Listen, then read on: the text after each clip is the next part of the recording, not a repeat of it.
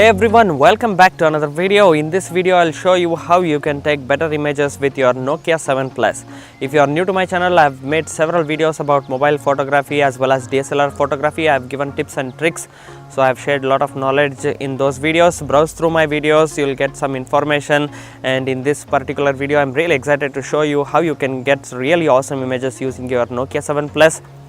The most important thing that I liked about the Nokia 7 Plus is the focusing system. So they have given you really nice focusing system on the 7 Plus. It just doesn't hunt at all, gives you right focus at right points. So there won't be any issue of focusing while you are holding the Nokia 7 Plus. So that's the one important aspect I would say that I really liked about. And in this video let's look at what are the settings you need to change on this Nokia 7 Plus so that you get really awesome images. So let's get started with the video.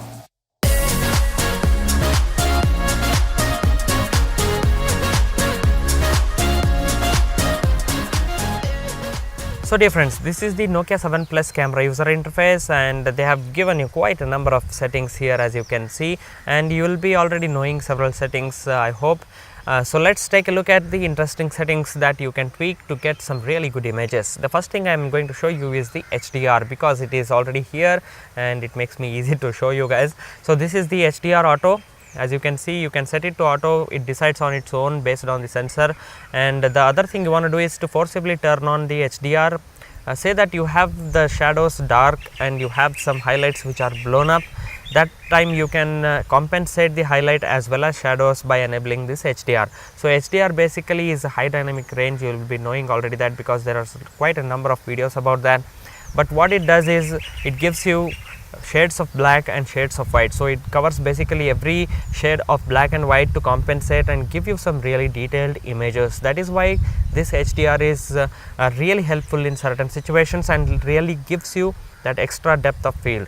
So this is how you can use the HDR. You just turn on the HDR and just tap a picture, and let's turn off the HDR and take a picture as well. So now you can see with HDR on and HDR off. So let's turn off the HDR for now. So guys, the next interesting setting is the picture in picture mode.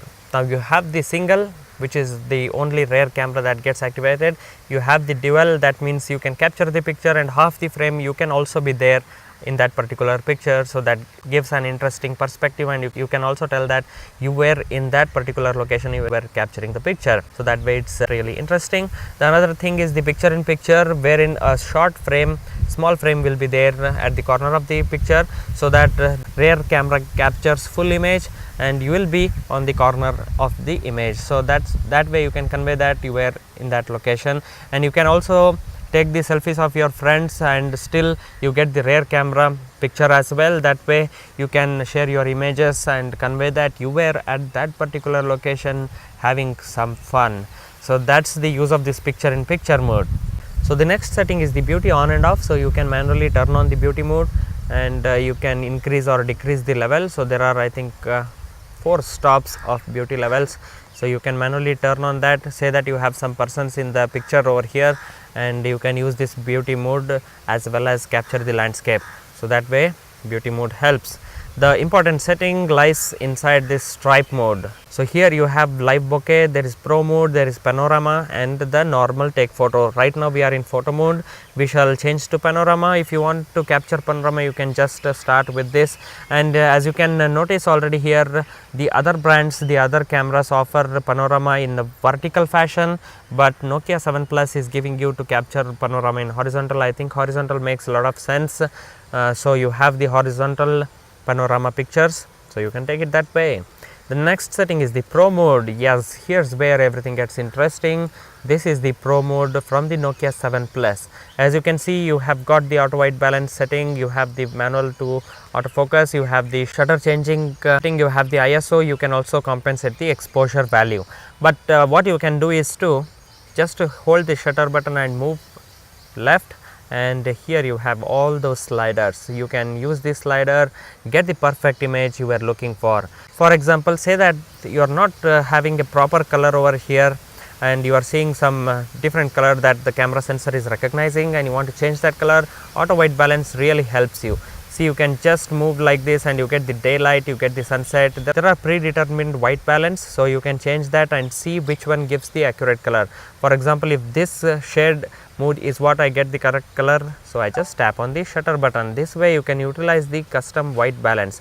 Fortunately, you cannot change the number. Say in Vivo V9 and other mobile smartphones, you have the custom white balance wherein you can change the number and get accurate colors of any picture you are taking. But unfortunately, Nokia 7 Plus gives you just some preset modes you can change and hope that you get the proper image. So that's quite a disappointing thing, I would say, for 25,526,000 rupees mobile. The next setting you are seeing here is the focus. So this is the manual. You keep on moving the slider and it goes to infinity. So this is the landscape image that we are trying to capture, and here the infinity focus will really help and gives you sharp image. Sometimes what happens is, if it doesn't recognize or doesn't focus properly where you wanted to make that focus, it is not focusing properly, what you can do is just go swipe like this and you have this focusing method. You just move it to infinity and capture the image. This way you get really sharp images every single time. So this way you can use this manual to autofocus, and even it helps in while you are capturing close up and macro images. Say that you are capturing an image of a flower, then what you can do is you can just keep it to first stop over here and expect some really sharp images of the close up shots. So this way this manual to infinity focus really helps. Okay guys, the next setting here is the ISO change. Unfortunately, there is not quite a lot of setting that you can change with the ISO or the shutter speed, but I would say that you leave it to auto, it does a great job. But still, for example, at this particular location we are in here, I am getting really darker images. What I can do is to manually compensate the ISO. As you can see, if I keep this ISO to 200, I am getting really bright image and accurate colors as well. So this is the accurate lighting is what here, but the camera decided to go the other way and the images are getting dark. Now that I have used the ISO to 200 and I am getting really good and accurate images. So this way you can compensate, you can increase the ISO speed to 400 say, and capture even extra bright light is what you get from changing these ISO setting. So this is how you can compensate the ISO. So the next setting you are seeing here is the shutter speed. Obviously shutter speed helps when there is some motion in the picture and you want to capture that, you want to freeze the moment, you can use this shutter speed. At that time what you have to do is to compensate the ISO, you have to increase the ISO and as well as increase the shutter speed.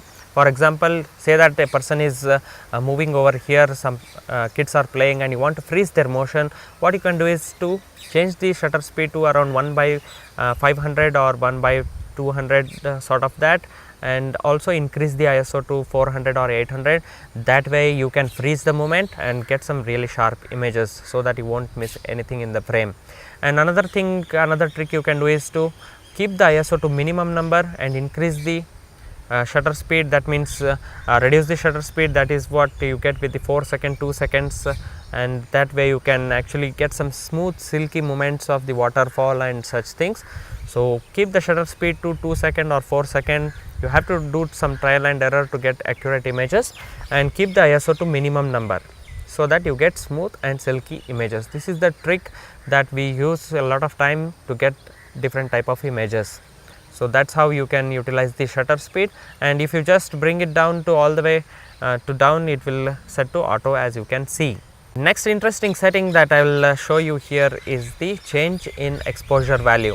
This is the exposure value, plus or minus is what you are seeing. You can compensate the darker and brighter images using this exposure value. In this particular situation, I am seeing that there is quite a little dark over here and the exposure is not properly set. What I can do is swipe like this, increase the exposure value to +1 or +2 depending on the situation, and then capture the image. So that way you get some really bright image. Make sure you are doing it properly and not increasing the values too much, otherwise the highlights will be very much blown up. So this is how you compensate the exposure value on the Nokia 7 Plus. So the next setting, as you can see here, we have the live bokeh. What it does basically is it recognizes a particular subject by itself, and the rest of the subject will be blurred so that you get a particular subject in proper focus. But I find it not so intuitive and not so working properly because it doesn't quite recognize close-up subjects properly, and it searches for the landscape pictures as this, which is quite a bummer, I would say. So the live bokeh doesn't work properly. as intended. So that's one disappointing thing.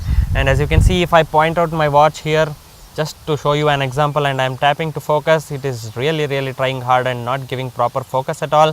So it's a very disappointing thing that Nokia hasn't implemented properly. Hopefully we get some software update so that it wakes up properly. So it is telling me it is too near, although my hand is very much stretched and I am holding the camera over here. It is really trying hard. I have also tried several other methods, but it doesn't quite work. Live bokeh, Nokia fixed this live bokeh on the Nokia 7 Plus, so that's quite a bummer here. So last but not the least is the settings over here. What you can do inside this is, if you want to take burst shots, that means if you just hold the shutter button and you will take several images in just a second. I think around 10 images is what you get.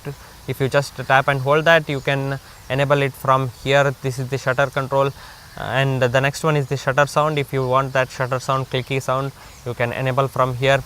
And another thing to utilize is this grid mode. So rule of thirds can be utilized from this grid mode. If you just enable this, what you get here is the grid mode. That way you can really see that everything is according to the horizontal, everything is level, and get some really pro looking images. So that is how you can utilize this grid. I suggest you enable this grid every single time. And there is this zoom mode here. There is 1x. If you just tap and hold, you get this slider, and you can actually just move the slider upward like this, and up to 10x zoom is what you get. But this is just a digital image zoom. That means just as you take this picture and you zoom it manually, how you see, how blurry you see is what this does. So it doesn't really work, but I would say up to 2x is what decent you can use and get some zoomed images as well. So that's quite a nice thing that they have given.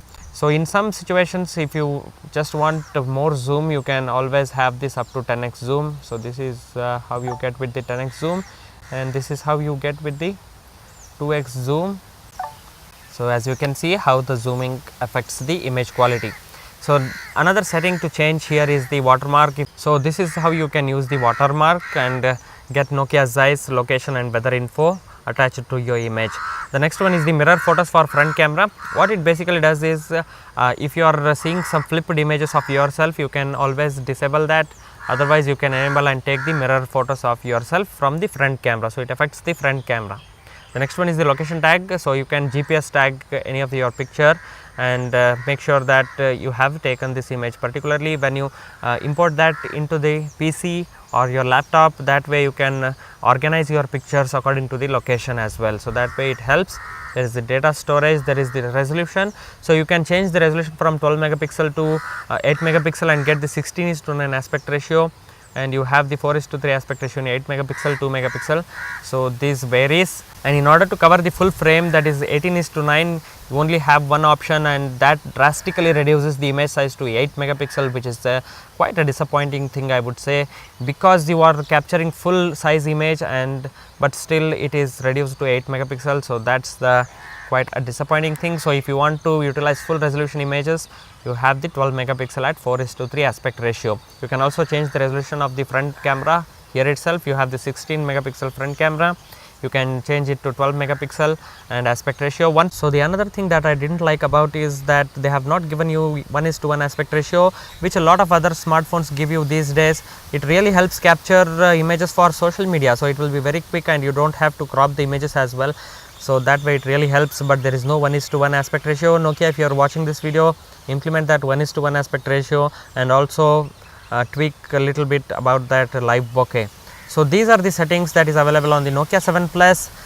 I hope you like this video, and inside if you just tap on this video mode, what you have is the 4K Ultra HD mode. If you just tap on the settings, you can change the resolution of the video here.